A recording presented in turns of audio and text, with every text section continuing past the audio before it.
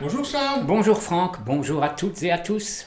Charles, aujourd'hui, on va parler d'un film de 1998 qui s'appelle Déjà mort et qui a été réalisé par... Olivier Dahan. Alors Olivier Dahan, cinéaste français, il devait avoir la vingtaine à ce moment-là, Ouais, sûrement, hein. qui réalisera par la suite un film à grand succès et très primé dans le monde, La Môme, le film consacré à Édith Piaf, qui permit à Marion Cotillard d'obtenir et l'Oscar de la meilleure actrice et le César. Bon. Sinon, il a réalisé la suite des Rivières pourpres, le numéro 2, que je trouve moins mauvais qu'on l'a écrit, tout en n'étant pas très bon. Il a réalisé un film sur Grace Kelly, avec Nicole Kidman, genre téléfilm appliqué.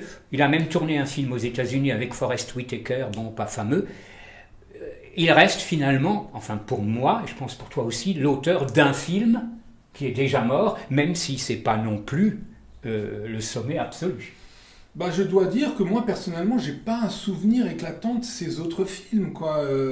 Oui, bien sûr qu'il a obtenu un Oscar pour Marion Cotillard, bien sûr qu'il a eu beaucoup de moyens pour réaliser des films avec des castings.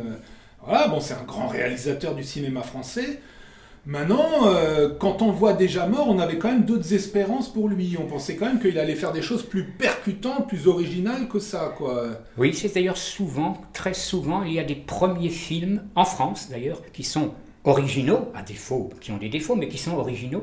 Et après, le metteur en scène tombe dans le banal, ou Ouais. disons, l'académique, curieusement.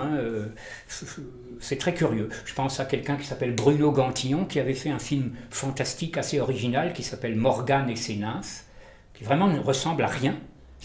Et par la suite fera des polars, genre sans sommation, qui sont comme on en fait à la douzaine. Ouais. Bon, pour revenir à Déjà mort, donc c'est Oui. l'histoire d'un petit groupe de jeunes hommes de bonne famille, on va dire, Oui. qui se lancent dans le cinéma pornographique. Oui. Dans la région niçoise, c'est important parce que le décor est Ah, important. ah oui, oui. Et Ah le oui, décor, la ville de Nice, ça a réussi. vraiment son importance. Ah oui, ça dans c'est le très film, hein. important. Oui. Oui. Et une jeune femme va venir tenter une carrière dans leur villa. Et les choses vont commencer à tourner mal pour des histoires de drogue, pour des histoires d'ego. Enfin bon, bref, ça va commencer à partir un peu en sucette. Et donc le film, déjà, est très original parce qu'il révèle, on va dire, une quantité d'acteurs qui vont faire quand même des grandes carrières. Tout à fait. Il y a donc Romain Duris, à ses débuts, Benoît Magimel, plus ou moins à ses débuts. Il a commencé enfant, lui. La vie est un long fleuve tranquille. Et l'actrice principale, qui est très très belle, qui est très bien, Zoé Félix. Ça vous dit rien? Zoé Félix, vous l'avez sûrement vue, puisque elle a tourné dans l'un des plus grands, sinon le plus grand succès du cinéma français de tous les temps, Bienvenue chez les Ch'tis, la femme de Cadmérat dans le film. Elle a joué aussi dans la trilogie Le cœur des hommes, de Marc Esposito, avec Darmon, Daroussin, etc. Actrice très discrète par ailleurs, et qui est très très bien dans ce film. Ouais, bah alors curieusement déjà, voilà, Charles nous a résumé un petit peu la distribution, et curieusement, il a omis de citer le rôle principal du film. J'ai presque fait exprès. Alors, presque pour alors que tu en on parles. pourrait se dire que c'est un oubli de sa part. En fait, Non. Non, c'est pas que c'est un oubli de sa part, c'est que malheureusement, l'acteur principal, ben, c'est pas qu'on l'a jamais revu, mais on peut pas dire qu'il ait fait une grande carrière, et malheureusement, on peut pas dire qu'il tienne le film sur ses épaules. Non, il s'appelle Clément Sibony, et il est, on va même pas dire qu'il soit mauvais, mais il est fade. Oui, il est pas mauvais. Non, il est pas mauvais, mais il est pas à la hauteur du rôle. Voilà, Quand à un côté, on a des Benoît Magimel, des Zoé Félix, des Romain Duris, même si c'est pas le plus grand rôle de Romain Duris Duris. n'est pas non plus 100%. Bon, Oui, Bon, oui. passons. Mais bon, d'un autre côté, Ouais. il a un rôle un peu secondaire, oui, voilà, donc c'est ça, pas si ça gênant. ne pose pas de problème. Là. C'est pas si gênant. Mais le rôle principal. Mais quand on voit que l'histoire aussi, c'est une histoire d'amour entre Oui, mais elle colle cette pas à fille l'histoire qui se d'amour, il n'y a lance pas dans le- d'émotion, là, on n'arrive pas à être touché. Mais ce Clément, il n'a pas un panel d'émotions qui est très important, quoi. Donc c'est vraiment fade et du coup ça dessert complètement la force de l'histoire. C'est vraiment dommage, quoi. Oui, c'est vraiment dommage, car l'une des originalités du film, c'est le milieu porno, qui est rarement traité au cinéma, je veux dire le milieu, les tournages, etc. Si c'est traité, c'est souvent traité de façon parodique, on aura tout vu de Lautner, on ne trouve pas ça fameux, et là, on entre dans ce milieu, Et ça tient la route, hein. Tout à fait. Le traitement de cette histoire, avec de véritables acteurs X d'ailleurs, tient la route. Tout à fait. D'ailleurs, c'est vraiment un gros point positif du film, c'est qu'il y a un regard sur le milieu du X, un regard vu par des jeunes, qui est réaliste, qui est sans concession, qui est vraiment, même des fois un peu humoristique, parce que même eux-mêmes tournent à un moment un film où il y a une pointe d'humour. Mais en tout cas, je dois dire que ça fait plaisir, parce qu'il n'y a pas tant de films que ça qui parlent du milieu X. Non, j'ai comme l'impression, je ne sais pas, je peux me tromper, qui s'est inspiré d'un film qui n'est pas sorti en France, d'Umberto Lenzi, le fameux cinéaste italien de genre qui a fait des Gialli, qui a fait Cannibal Ferox, etc., qui s'appelle Oasis of Fear, dans lequel Ornella Muti, très jeune, va accepter plus ou moins de son plein gré, à faire des photos porno pour l'actrice grecque Irène Papas. Je ne sais pas s'il l'a vu, il y a un petit point commun.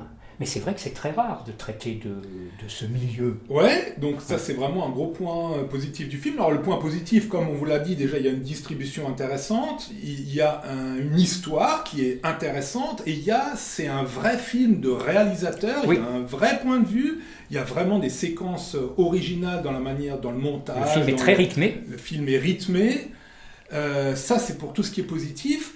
Maintenant le film tire aussi ses défauts deux points positifs. C'est-à-dire que toute cette énergie de la jeunesse, elle amène aussi un manque de maturité. Oui, je parlerai d'amateurisme éclairé.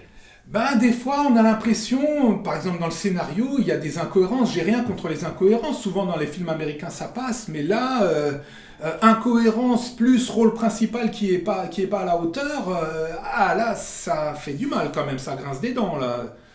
Donc voilà, c'est assez... Comment dire, on a envie de défendre le film, mais il y a quand même des défauts qui sont un peu compliqués, quoi. Donc c'est pour ça que moi je trouve que c'était un bon film prometteur pour le réalisateur. Il m'avait marqué, il t'a marqué aussi la première fois. Il m'a marqué, bien sûr. Quand on l'a revu pour préparer notre présentation, c'est vrai que là, tout en restant intéressant, c'est quand même un film qui sort de l'ordinaire dans le cinéma français, mais il y a de sérieuses réserves. Ouais, il y a des réserves. En tout cas, la principale, c'est l'acteur. Parce qu'un acteur vraiment qui aurait été à la hauteur du rôle aurait effacé tout plein de petits défauts de jeunesse. Bon, bref. Mais là, c'est un peu compliqué, quoi. Je veux dire, le film, il repose quand même quelque part sur lui, quoi. La fin, d'ailleurs, c'est sa fin à lui. Oui. Et quand on croit pas au personnage, purée, ça fait bizarre de voir un film comme ça, et puis la fin, en fait, on s'en fout, quoi, parce qu'on s'en fout un peu de ce qui va l'advenir. Donc, bon. Néanmoins, un film à voir par l'histoire, par l'originalité, quand même, le rythme de la mise en scène. Oui, pour l'actrice surtout, la Zoé Félix. Et puis pour Benoît Magimel, qui pour Benoît Magimel. Il a un rôle, il faut le tenir le rôle. En rappelant qu'il a débuté enfant, Benoît Magimel, et là il est très bien, effectivement, c'est un film qui mérite quand même d'être connu. Passe pas à la télé non plus, mais bon. Donc si vous n'avez pas des critères de qualité trop importants, on vous conseille... On ne s'ennuie pas une seconde, ça. Non, on ne s'ennuie pas. Puis si on est capable de fermer un peu les yeux sur certains défauts, les incohérences, voilà, il mérite. C'est un film dont on se rappelle. Oui, absolument. À découvrir. À découvrir. Oui. Portez-vous bien.